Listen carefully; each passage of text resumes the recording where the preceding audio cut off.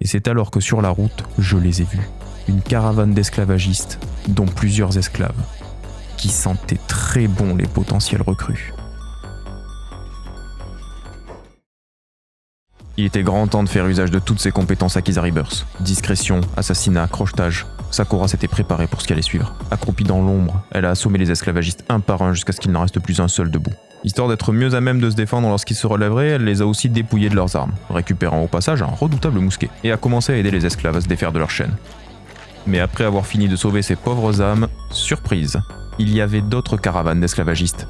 Beaucoup d'autres. Sakura allait devoir redoubler d'efforts. Je vais vous épargner tous les passages où je bidouille dans l'inventaire pour retirer leurs armes aux esclavagistes, mais sachez que l'opération a duré toute la nuit. Une nuit entière à assommer des gardes, leur enlever leurs armes et leurs kits de soins, et crocheter les chaînes des esclaves, le tout en faisant extrêmement attention à ne pas me faire repérer au milieu des constants affrontements entre les esclavagistes et les esclaves tout juste échappés.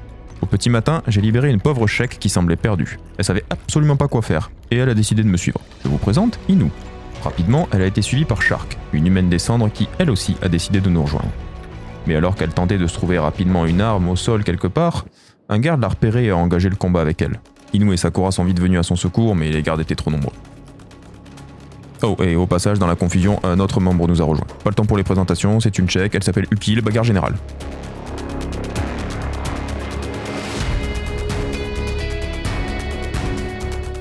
J'ai totalement perdu le contrôle de la situation. Les esclaves se faisaient malmener, le prix de la liberté, j'imagine. Sakura ne pouvait rien faire pour les aider, et j'ai dû me résoudre à la faire se replier pour qu'elle ne finisse pas elle aussi au sol. Encore un coup au torse et elle était KO. Elle reviendrait les aider lorsque les gardes auraient oublié son existence. Et pour les distraire, quoi de mieux que les Dust Bandits? Bon, Sakura a pris un vilain coup qui l'a mis par terre, mais sa résistance commençait à être tellement élevée qu'il lui a fallu que quelques secondes pour se relever, et elle a pu s'enfuir pendant que les esclavagistes se battaient avec les bandits. J'ai commencé par soigner la pauvre Kill qui gisait pas loin avant d'aller m'occuper d'Inu le long de la route. Puis... bon sang, y en a un qui a Shark sur les épaules et qui se fait la malle avec elle. Hors de question. J'ai alors commencé à essayer désespérément d'amener mes compagnons en lieu sûr avec Sakura, mais j'ai vu d'autres patrouilles d'esclavagistes passer. Les règles sont les règles. Si vous vous souvenez bien, j'ai dit dans l'épisode 1, et c'est pas juste que je peux les recruter, c'est que je dois les recruter si j'en ai l'opportunité. Donc, en avant.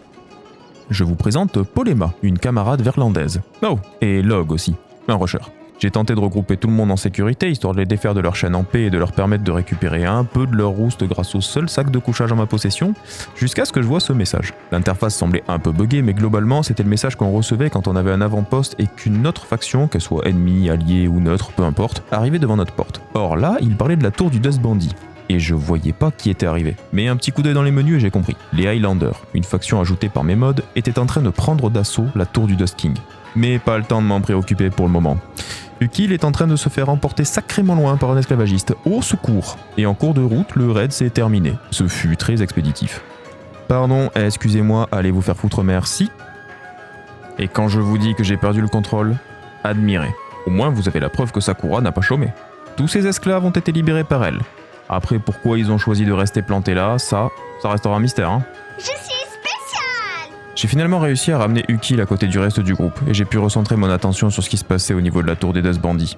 Et a priori, c'était pas fini et j'avais encore mes chances pour récupérer la prime. Le Dust King était toujours pépère dans sa tour, et il était temps de le sortir de là. J'ai allié mes forces aux Highlanders, et c'était parti pour une rouste monumentale sur ce pauvre bougre.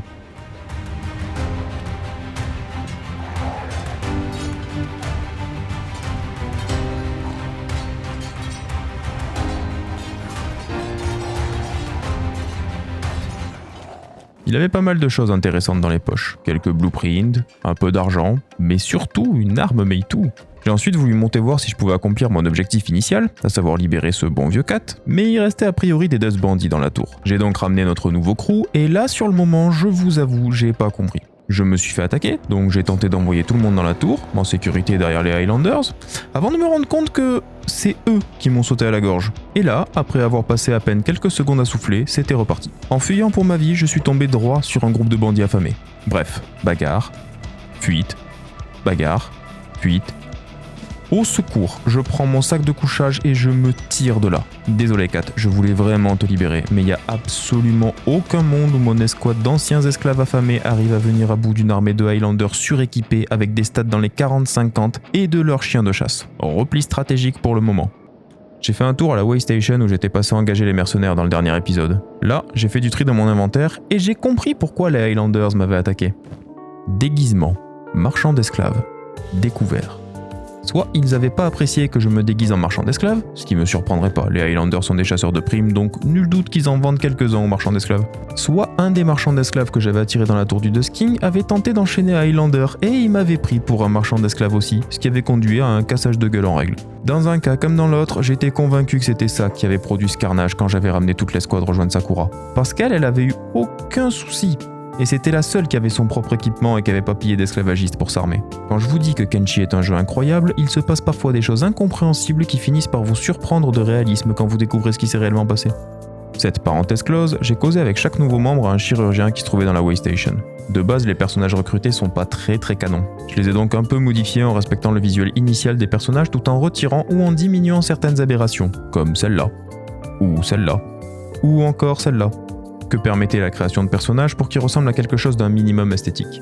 Et voici notre nouvelle bande de joyeux lurons, bien reposés et nourris. Direction Squin pour vendre la prime sur le Dust King. Le trajet s'est passé sans le moindre accroc. Je pense que le jeu a eu pitié de nous après toutes ces péripéties. La prime du Dust King récupérée, j'ai fait un tour aux boutiques d'armure et d'armes pour équiper décemment tout ce beau monde. Sans armure lootée sur des esclavagistes qui leur causent des ennuis. Et une chose était sûre, on allait avoir besoin de beaucoup plus d'argent. Mais bon, pour le moment, voilà un petit récap des équipements de tout le monde. Inu et Ukil étaient des chèques et avaient des bonus d'expérience en résistance. Ce seraient donc nos tanks et elles auraient l'option provoquée dans leur commande histoire d'attirer un maximum d'aggro des ennemis. Elles auraient toutes les deux des armures lourdes et des armes lourdes aussi. Log avait des bonus d'expérience en dextérité et en arbalète. Ce serait donc un parfait détenteur du mousquet que Sakura avait trouvé. Sakura, justement, resterait notre artiste martial. Rien ne change. Et pour Shark et Polema, je les ai mis en armure un peu plus intermédiaire, avec le sabre Meitu du Dust King pour Polema, et un hacker, j'ai plus le nom de cette catégorie d'armes en français, mais globalement c'est des armes très efficaces sur les robots. Et j'aimais bien en avoir un qui soit doué là-dedans. Je vous laisse voir les stats de tout le monde, vous mettrez pause si ça vous intéresse de regarder en détail. Et voilà notre bande partie à la recherche d'un moyen de se faire un peu d'argent. Et ils ont vraiment pas mis longtemps à trouver les embrouilles. Un groupe de Dust Reapers, certainement une faction rivale ou alliée aux Dust Bandits qui avait dû émerger suite à la défaite du Dust King. Et oui, l'univers de Kenshi est en constante évolution et nos actions ont des conséquences. On a donc testé nos capacités sur ce petit groupe. Ils étaient 8 et nous 6. Je doutais un peu de nos chances d'en venir à bout, mais au moins ça permettrait de voir de quoi nous étions capables. Et messieurs dames, laissez-moi vous dire que j'ai été très surpris par les ressources de Log.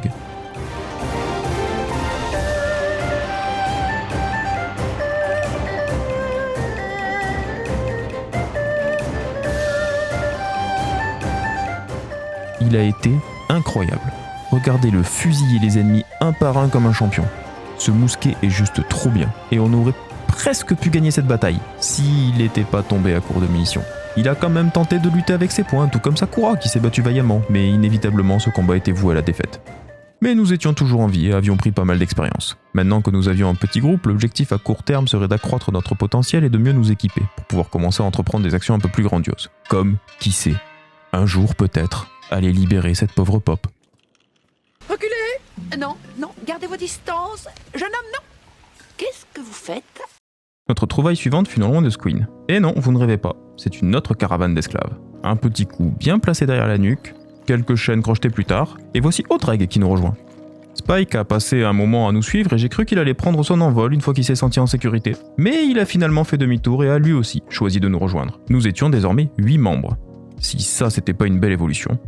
J'ai ensuite fait un petit tour chez le chirurgien pour rendre nos 2 nouvelles recrues esthétiques. Et j'ai pratiquement pas dû toucher aux paramètres de Spike, c'est assez rare pour le souligner. Puis nous avons repris la route. Je suis allé titiller quelques membres des Band of Bones, un groupe rebelle tchèque, juste à côté d'une way station un peu à l'ouest de Squin. J'ai essayé d'en attirer un seul avec Log et une fois isolé, j'envoyais le reste du groupe l'aider. Et si trop d'ennemis le suivaient, je rapatriais tout le monde à la way station pour être en sécurité derrière les gardes. Mais j'ai vite réalisé que ça allait devenir très long pour au final des équipements pas ouf en termes de prix et une prime tous les 4 ou 5 ennemis à rendre au chèque de seulement 2000 et quelques cats. Non, il me fallait un moyen plus efficace pour entraîner et équiper notre nouveau groupe. Si ça continuait comme ça, même la nourriture allait devenir difficile à récupérer. J'ai donc pris une décision. Il était temps de faire le chemin inverse jusqu'au village des Flotsam. Si vous vous souvenez bien, les têtes des cannibales se vendaient plutôt bien. Et ils étaient assez faibles pour qu'on puisse s'entraîner sur eux sans trop de risques. Enfin, tant qu'on faisait attention à bien choisir nos affrontements pour pas finir dans le restomat. La traversée de Vayne n'a pas posé de soucis.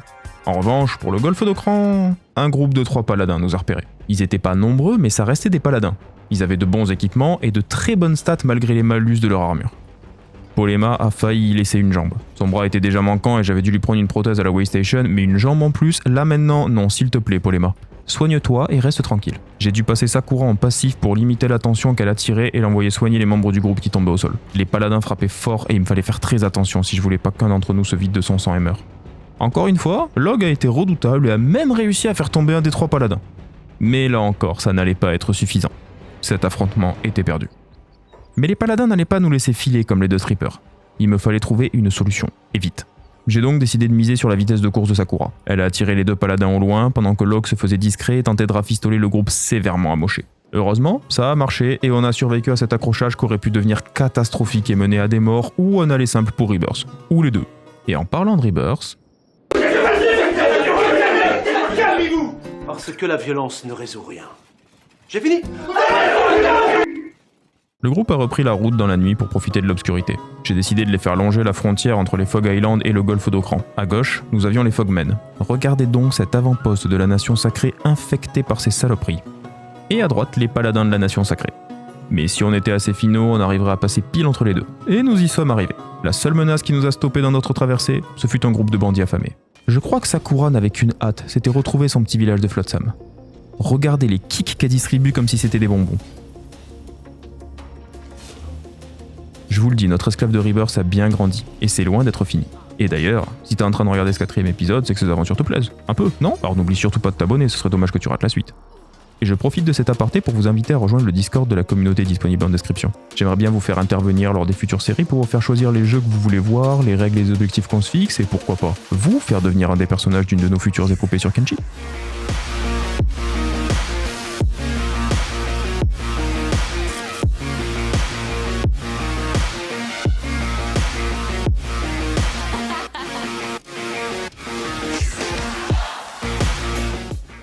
En tout cas, pour celle de Sakura, elle allait continuer, et le petit groupe avait atteint le village de Flotsam sans embûche. J'ai fait un plein de nourriture, épuisant notre dernier stock de cats, et j'ai envoyé tout le monde sur les mannequins d'entraînement. Et dans le prochain épisode, il allait être temps de mettre la main à la pâte pour se faire de l'argent. En attendant, comme d'habitude, j'espère que ça vous a plu. Merci à vous pour votre fidélité, et je vous donne rendez-vous la semaine prochaine pour la suite des aventures de Sakura.